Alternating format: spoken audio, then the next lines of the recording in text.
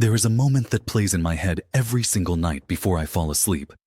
It is not the moment I discovered the truth. It is not the moment I finally got my revenge. It is the moment Victoria Ashford looked me in the eyes, placed her hand on my shoulder, and said, "Daniel, this idea of yours could change everything. I am going to make sure the right people hear about it. Trust me." And I did. God help me. I trusted her completely. I need you to understand something before I tell you this story. I am not someone who came from money or connections, or any of the advantages that make climbing the corporate ladder easier. I grew up in a council flat in Manchester, raised by a single mother who worked double shifts at a textile factory just to keep the lights on.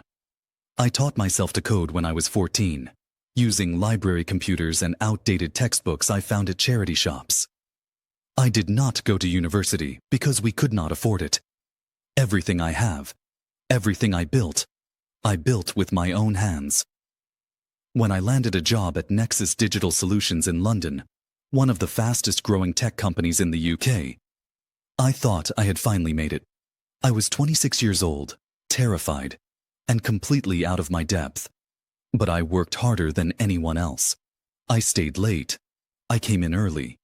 I learned everything I could about product development, user experience, market strategy. I made myself indispensable. For 8 years, I gave that company everything. And for 8 years, I watched people with half my talent and twice my connections climb past me. I watched them take credit for ideas that were not theirs. I watched them smile and shake hands and play the games I never learned to play. But I never complained. I told myself that if I just kept working, if I just kept proving myself, eventually someone would notice. Eventually, my time would come. And then I met Victoria Ashford. She joined Nexus as the new head of product innovation when I was 32. She was everything I was not. Polished, confident, effortlessly charming. She had an MBA from Cambridge and a network of connections that spanned the entire tech industry. When she walked into a room, people paid attention. When she spoke, people listened. I expected her to be like all the others, another ambitious executive who would use people like me as stepping stones on her way to the top. But Victoria was different. Or at least, she seemed different. She noticed me. In my second week working under her, she called me into her office for what I assumed would be a routine check-in. Instead, she spent 2 hours asking me about my background, my ideas, my vision for the company. She seemed genuinely interested in what I had to say. She asked questions that no one had ever asked me before. She made me feel seen. "Daniel," she said at the end of that conversation, leaning forward with an intensity that made my heart race. "I have been reviewing the work you have done over the past few years, the innovations you have contributed to, the problems you have solved. I want you to know that I see you. I see what you are capable of." I did not know what to say. No one had ever spoken to me like that before. "I think you have been overlooked for too long," she continued, "and I intend to change that. I want you on my core team. I want to hear your ideas. All of them." It was everything I had ever wanted to hear. Someone in power finally recognizing my value. Someone finally willing to give me a chance. I should have been suspicious. I should have asked myself why this polished, connected executive was suddenly so interested in a nobody from Manchester with no degree and no pedigree. But I was so desperate to be seen, so hungry for validation, that I did not question it. Over the next several months, Victoria became my mentor. We had weekly one-on-one meetings where I shared my ideas, and she provided guidance and encouragement. She introduced me to senior executives. She invited me to strategy sessions that I would never have been allowed to attend before. She made me feel like I was finally part of the inner circle. And somewhere along the way, I started working on the biggest idea of my career. It came to me during one of those sleepless nights that happen when your brain will not stop churning. I was thinking about the problems our clients faced, the gaps in our product offerings, the opportunities that no one else seemed to see. And suddenly, everything clicked. I called it Project Horizon. The concept was simple but revolutionary. A predictive analytics platform that would integrate with existing business systems to forecast market trends, customer behavior, and operational inefficiencies before they happened. Not just reactive data analysis, but proactive intelligence. A system that could tell companies what was going to go wrong before it went wrong, giving them time to adapt and respond. I spent months developing the concept. I created detailed specifications, market analyses, financial projections. I built a prototype using my own time and resources, working nights and weekends while everyone else was enjoying their lives. I poured everything I had into Project Horizon because I knew, deep in my bones, that this was the idea that would finally get me recognized. When I finally showed it to Victoria, her reaction confirmed everything I believed. She sat in silence for nearly 20 minutes, reviewing my materials. When she looked up, there were tears in her eyes. "Daniel," she whispered, "this is extraordinary. This could revolutionize the entire industry." "I know," I said, unable to hide the pride in my voice. "I have been working on it for months. I think it could be our next major product line. I want to present it to the executive board." Victoria held up her hand, her expression shifting to concern. "Daniel, I understand your enthusiasm, but you have to be strategic about this. The executive board can be territorial. If you present this yourself, without proper positioning, they might see it as overreach. They might dismiss it before giving it a fair chance. What do you suggest? Let me handle the initial presentation. I will introduce the concept, build support among the key stakeholders, and then bring you in as the visionary behind it. That way, you get the credit you deserve, but we avoid the political landmines." It made sense. At least, it seemed to make sense at the time. Victoria knew the company politics far better than I did. She knew how to navigate the power structures that had always been invisible to me. If she said this was the best approach, who was I to argue? "Trust me, Daniel," she said, placing her hand on my shoulder. "I am going to make sure everyone knows this is your idea. You are going to get everything you deserve." I handed over all of my materials. Every document, every specification, every line of code from my prototype. I trusted her completely. 3 weeks later, I arrived at work to find the entire company buzzing with excitement. There were whispers in the hallways, clusters of people gathered around computer screens, an energy in the air that I had never felt before. I found James Chen, one of the senior developers I had worked with for years, standing by the coffee machine. "What is going on?" I asked. James gave me a strange look. "You have not heard. Victoria presented something to the board yesterday, some kind of revolutionary analytics platform. They are calling it the most important innovation in the company's history. She is being promoted to Chief Innovation Officer." The words hit me like a physical blow. Victoria presented it? Yeah, apparently she has been working on it in secret for months, called it Vision Forward or something like that. Vision Forward, not Project Horizon. She had even changed the name. I walked to my desk in a daze. I opened my email and found dozens of messages congratulating Victoria on her groundbreaking presentation. There were internal memos praising her visionary thinking. There was a company-wide announcement about her promotion, effective immediately. Nowhere in any of it was my name mentioned. Nowhere was there any acknowledgement that I had contributed anything at all. I went straight to Victoria's office. She was on the phone, laughing at something the person on the other end said, looking more relaxed and confident than I had ever seen her. When she saw me standing in her doorway, something flickered across her face. Just for a moment. Then the mask was back. "Let me call you back," she said into the phone, then hung up and smiled at me. "Daniel, what can I do for you?" "Project Horizon," I said, my voice tight. "The presentation to the board. You were supposed to bring me in. You were supposed to give me credit." Victoria's expression shifted to confusion. "I am not sure what you mean." "My idea. The predictive analytics platform. You presented it as your own." "Daniel." Her voice was gentle, concerned. "I think there may be some confusion here. Vision forward is something I have been developing for quite some time. The concept, the specifications, the prototype, all of that was my work. I stared at her. What?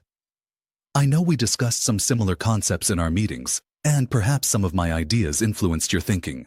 But the core innovation, the strategic framework, the technical architecture, that was all mine. I have documentation going back months. That is not true. My voice was rising. I have documentation. I have the original files. I showed them to you 3 weeks ago. Victoria's expression shifted again, this time to something like pity. Daniel, I am worried about you. This kind of confusion, claiming credit for other people's work, it is not healthy. Perhaps you have been under too much stress lately. I know you have been working very hard. I am not confused. I was almost shouting now. You stole my idea. You took everything I created and pretended it was yours. I think you should take some time off, Victoria said quietly. Clear your head. When you come back, perhaps we can discuss this more calmly. But I want to be very clear about something, Daniel. Making false accusations against a senior executive is a serious matter. It could have significant consequences for your career. There was a warning in her voice, a threat wrapped in concern. I left her office shaking with rage and confusion. Was I wrong? Had I somehow imagined the whole thing? Victoria was so calm, so certain. She seemed genuinely concerned about my mental state. Was it possible that I had convinced myself I created something that was actually hers? No. No. I knew the truth. I remembered every late night, every weekend, every line of code I had written. I remembered the moment the idea first crystallized in my mind. I remembered the months of work, the sacrifice, the dedication. This was my idea, and she had stolen it. I went back to my desk and opened my files, ready to prove what I knew was true. But when I navigated to the folder where I had stored all of my Project Horizon materials, I found nothing. The folder was empty. My heart stopped. I checked the backup drive. Empty. I checked my cloud storage. Empty. I checked my email for the drafts and attachments I had sent to Victoria. All of them had been deleted. Every trace of Project Horizon was gone. Every document, every specification, every line of code, all of it had vanished, as if it had never existed.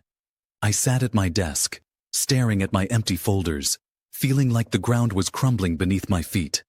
How was this possible? How could everything just disappear? And then I understood. Victoria had not just stolen my idea. She had erased it. She had systematically destroyed every piece of evidence that could prove I was the original creator. She had covered her tracks so thoroughly that there was nothing left but her word against mine. And who would believe me? I was a nobody from Manchester with no degree and no connections. She was a Cambridge-educated executive who had just been promoted to Chief Innovation Officer. If I accused her publicly, I would look like a jealous subordinate trying to tear down a successful woman. My career would be over. The next few weeks were the worst of my life. I walked through the office like a ghost, watching everyone celebrate Victoria's success, listening to them praise her visionary thinking and innovative leadership. Every congratulation, every toast, every admiring comment felt like a knife in my chest. Victoria, for her part, treated me with exaggerated kindness. She went out of her way to greet me in the hallways, to ask about my well-being, to express concern about my workload. To anyone watching, she looked like a caring mentor looking out for a struggling employee. But I saw the truth behind her eyes. The cold calculation, the quiet satisfaction of someone who had pulled off the perfect crime and gotten away with it. I started to doubt myself. That was the worst part. When you are being gaslit by someone skilled enough to erase all evidence, you begin to question your own memories. Did I really create Project Horizon? Did I really spend all those months working on something that now apparently never existed? Was I losing my mind? There were nights when I lay awake, staring at the ceiling, trying to remember specific details of my work, trying to prove to myself that my memories were real. But memory is a tricky thing. The more you question it, the more uncertain it becomes. Victoria had not just stolen my idea. She was stealing my sense of reality. The turning point came about a month after the board presentation. I was eating lunch alone in a quiet corner of the cafeteria, trying to avoid the clusters of employees still buzzing about Vision Forward, when someone slid into the seat across from me. It was James Chen. "I need to talk to you," he said quietly, glancing around to make sure no one was within earshot. "But not here. Meet me at the pub around the corner after work. The back booth." Before I could respond, he was gone. I spent the rest of the day in a fog of confusion and desperate hope. James had always been friendly, but we had never been close. Why would he want to meet with me secretly? What did he know? At 6 o'clock, I left the office and walked to the pub. James was already there, sitting in the back booth he had mentioned, nursing a pint and looking uncomfortable. "Thanks for coming," he said as I sat down. "I was not sure if you would." "What is this about?" James took a long drink from his pint, as if fortifying himself. "A few weeks ago, I was working late. Really late. Around midnight. I had a deadline and I was the only one in the office. Or at least I thought I was." He paused, staring into his drink. "I heard movement from Victoria's office. I thought it was strange, so I walked over to check. The door was slightly open. Victoria was at her computer, and she was going through someone else's files. Your files, Daniel. I saw your name on the folder." My heart was pounding. "You saw her?" "I saw her downloading everything. Documents, specifications, code, all of it. Then I saw her delete the originals. She was thorough. She went through your drives, your cloud storage, your email. She wiped everything. Why did you not say anything?" James looked at me with shame in his eyes. "Because I was a coward. Victoria is powerful, connected. If I accused her without proof, she would destroy me. And what proof did I have? Just what I saw through a crack in a door at midnight. It would be my word against hers. But now you are telling me. Because what she did is wrong. And because I kept a backup." I stared at him. "What?" "Before she deleted everything, I managed to access the server logs. I made copies of your files before she wiped them. Everything you created. All of it. I have it on a secure drive at home." For a moment, I could not breathe. Hope and rage and vindication surged through me in equal measure. "Why?" I finally managed. "Why would you do that?" "Because I have worked in this industry for 15 years, and I have watched too many people like Victoria climb the ladder by stepping on people like us. I was not going to let her get away with it. Not without a fight." That night, James gave me a copy of everything. Every document, every specification, every line of code from Project Horizon. All of it restored, all of it preserved, all of it proving beyond any doubt that I was the original creator. But proof alone would not be enough. Victoria was too powerful, too connected, too skilled at manipulation. If I simply walked into HR with my evidence, she would find a way to spin it.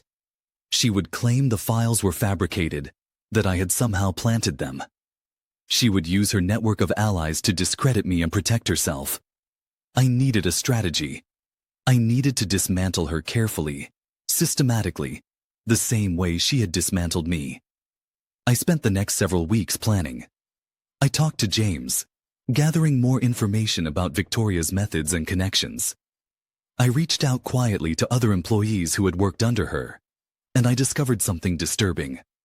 I was not her first victim. A developer named Marcus had left the company 2 years ago under mysterious circumstances. I tracked him down and learned that Victoria had done the same thing to him. Stolen his work, presented it as her own, then pushed him out when he tried to protest. There was a marketing analyst named Sarah who had the same story, and another product designer named Thomas. Victoria Ashford had built her entire career on the stolen ideas of others. She was not just a thief. She was a predator who systematically identified talented people, extracted their best work, and discarded them when they were no longer useful. The more I learned, the angrier I became. But I also became more focused. This was not just about my revenge anymore.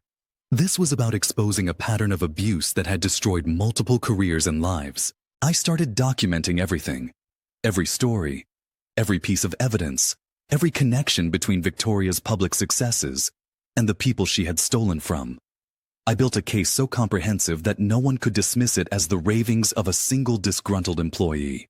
And then I found the final piece of the puzzle. Victoria, for all her cunning, had made one critical mistake. She had not just stolen ideas, she had documented her thefts. James, using his IT access, discovered a hidden folder on Victoria's personal drive. It was encrypted, but James was good at his job. Inside were records of every idea she had ever taken. Names, dates, sources, the original creators she had exploited. She kept it like a trophy collection, a private record of her conquests. Among those records was Project Horizon, with my name clearly listed as the original creator. She had condemned herself with her own arrogance. With all the evidence assembled, I faced a decision. I could go to HR, present my case, and hope for internal justice. But I knew how these things worked. Companies protect their executives. Investigations get buried. Whistleblowers get pushed out. I needed something bigger. Something that would make it impossible for Nexus to sweep this under the rug. I reached out to a journalist named Claire Morrison, an investigative reporter who specialized in corporate misconduct. I told her the story, showed her the evidence, introduced her to Marcus and Sarah and Thomas and the others Victoria had victimized over the years. Claire was thorough. She spent weeks verifying every detail, interviewing sources, building an airtight narrative. And when she was ready, she published. The article appeared on a Tuesday morning, on one of the most widely read business news sites in the country. The headline read, "Chief Innovation Officer Built Career on Stolen Ideas. Multiple Victims Come Forward." The story laid out everything: the pattern of theft, the systematic erasure of evidence, the manipulation and gaslighting of victims, and at the center of it all, Project Horizon, the idea that had earned Victoria Ashford her promotion, with clear documentation proving it was my creation all along. Within hours, the story was everywhere. It was picked up by major news outlets across the UK and internationally. Social media exploded with outrage. Former colleagues and industry professionals came forward to share their own experiences with Victoria, or express solidarity with her victims. Victoria tried to spin it at first. She released a statement denying everything, claiming the article was based on fabricated evidence and motivated by jealousy. But the documentation was too thorough, the witnesses too credible, the pattern too clear. By the end of the week, Nexus Digital Solutions had launched an internal investigation. By the end of the month, Victoria Ashford had been terminated for gross misconduct. By the end of the quarter, she was facing multiple civil lawsuits from the people she had stolen from over the years. I watched it all unfold with a mixture of satisfaction and sadness. Satisfaction because justice was finally being served. Sadness because none of this had been necessary. Victoria had talent of her own. She could have built a legitimate career without stealing from others. But somewhere along the way, she had decided that other people's ideas were hers for the taking. That success was more important than integrity. That the ends justified the means. And in the end, that decision destroyed her. The aftermath brought changes I had not anticipated. The new leadership at Nexus reached out to me personally, apologizing for what had happened and offering to make things right. They gave me full credit for Project Horizon, renamed it to my original title, and offered me a leadership position on the team that would bring it to market. I thought about it for a long time. Part of me wanted to walk away, to leave Nexus and never look back. The place held too many painful memories, too many reminders of what I had lost. But another part of me recognized an opportunity to build something meaningful, to see my vision realized, to prove that I could succeed on my own merits without needing to steal from anyone else. I accepted the position. A year later, Project Horizon launched to critical acclaim. It was everything I had dreamed it would be and more. The reviews called it revolutionary. The clients called it indispensable. The industry called it the most significant innovation in predictive analytics in a decade. And this time, everyone knew whose idea it was. I was interviewed for major publications. I spoke at industry conferences. I was named to lists of influential innovators and rising leaders. All of the recognition I had craved for so long finally came my way. And it came because of my own work, not because of connections or politics or games I never learned to play. But the thing that meant the most was not the awards or the recognition. It was the people. James Chen became one of my closest friends. He left his IT role to join my product team, and his quiet integrity became one of the pillars of our culture. Priya Sharma, the junior strategist who had observed Victoria's behavior with suspicion long before anyone else, became my right hand in developing new innovations. And Marcus and Sarah and Thomas, the other victims of Victoria's predation, found new opportunities and rebuilt their careers. Some of them reached out to thank me for giving them their stories back. Some of them simply sent quiet messages of gratitude and solidarity. All of them reminded me that this fight had never been just about me. I think about Victoria sometimes. I learned that after her termination, she tried to reinvent herself as a consultant, but her reputation was too damaged. The lawsuits drained her finances. Her network of connections evaporated as people distanced themselves from the scandal. Last I heard, she had left the industry entirely. I do not take pleasure in her downfall. I do not celebrate her suffering. What I feel is something more complicated than that. Relief, perhaps. Closure. The quiet satisfaction of knowing that actions have consequences, that the truth has a way of surfacing no matter how thoroughly someone tries to bury it. But mostly, I feel grateful. Grateful that I found allies when I needed them most. Grateful that I did not give up, even when Victoria had me doubting my own memories. Grateful that I had the opportunity to reclaim what was stolen from me and build something even greater. The experience changed me in ways I am still discovering. I am more cautious now, more aware of the politics and power dynamics that shape every organization. I am less naive about the lengths some people will go to in order to advance their own interests. I document everything, back up everything, trust only those who have proven themselves worthy of trust. But I am also more compassionate. I go out of my way to recognize and credit the work of people who might otherwise be overlooked. I mentor young professionals who remind me of myself, hungry and talented, and unsure of how to navigate the corporate world. I try to create the kind of environment I wished I had found when I was starting out, one where hard work and genuine innovation are rewarded, not just political skill and self-promotion. I cannot undo what Victoria did to me. Those months of confusion and self-doubt, the sleepless nights, the feeling of having my very reality called into question. Those scars will never fully heal. But I can choose how to move forward. I can choose to use my experience to make things better for others. I can choose to be the kind of leader I always wished I had. And I can choose to remember the most important lesson of all. The truth has a power that no amount of manipulation can overcome. Victoria thought she could erase the evidence, rewrite history, make me question my own memories. She thought she could create a new reality through sheer force of will and careful planning. But she was wrong. Because somewhere, somehow, the truth always finds a way to surface. It might take time. It might require allies and evidence and courage. But it always comes out in the end. My name is Daniel Morgan. I grew up in a council flat in Manchester, taught myself to code in public libraries, and built a career from nothing through hard work and determination. I was betrayed by someone I trusted, gaslit into questioning my own reality, nearly destroyed by a woman who saw me as nothing more than a resource to be exploited. But I fought back. I found proof. I exposed the truth. And I reclaimed what was stolen from me. Project Horizon, my idea, is now transforming businesses around the world. My name is on it. My vision shapes it. My values guide its development. Victoria Ashford tried to erase me from my own creation, but she failed. I am not a victim anymore. I am a survivor. And I am proof that no matter how dark things get, No matter how thoroughly someone tries to steal your work or destroy your credibility, justice is possible if you refuse to give up. The night before the article exposing Victoria was published, I lay awake in my flat, staring at the ceiling.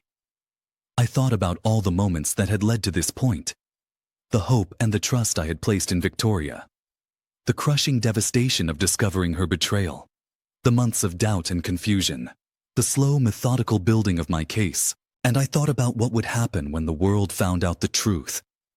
Part of me was terrified. Part of me wondered if I was doing the right thing.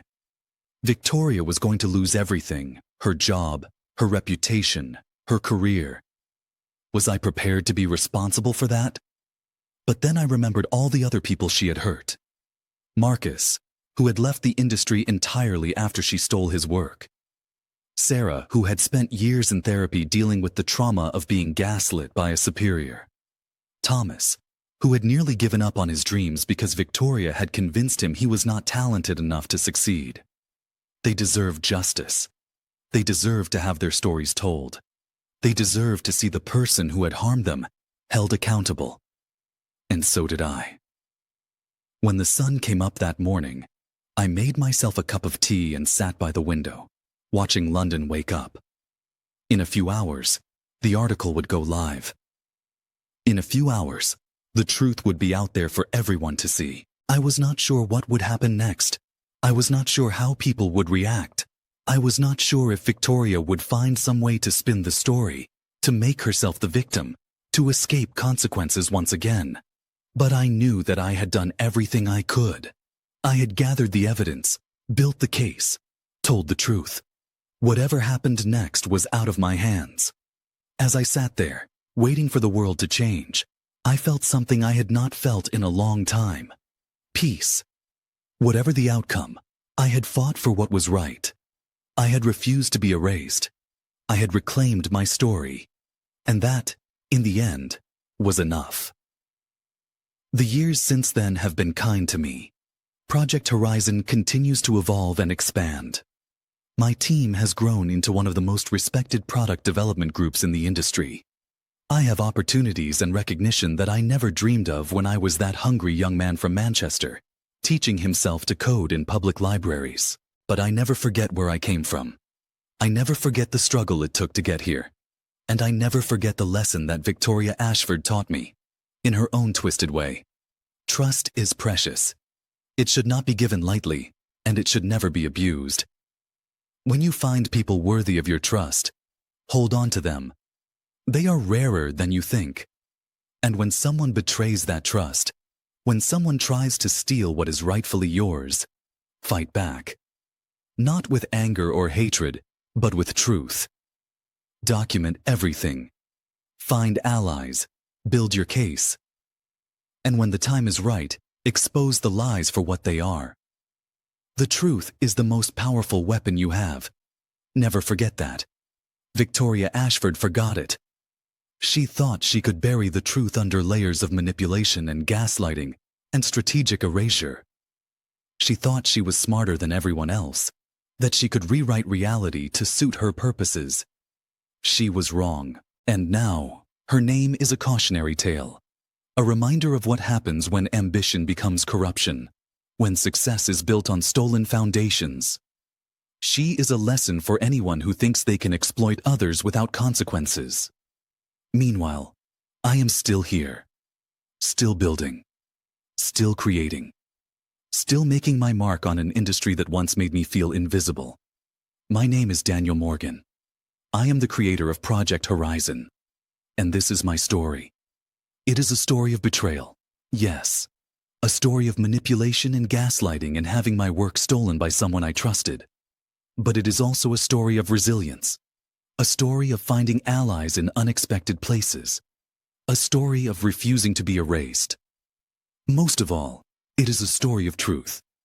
Because no matter how hard someone tries to bury it, the truth always finds a way to the surface. Always. Victoria Ashford learned that lesson the hard way. I hope whoever is listening to this learns it a bit more gently. Trust the right people. Document your work. Never let anyone make you doubt your own reality. And if someone betrays you, Do not let them win. Fight for what is yours. Expose the lies. Reclaim your story, because you deserve to have your story told. And the truth, in the end, is always on your side. This is Daniel Morgan, signing off. Thank you for listening. And remember, your ideas matter. Your contributions matter. You matter. Never let anyone convince you otherwise.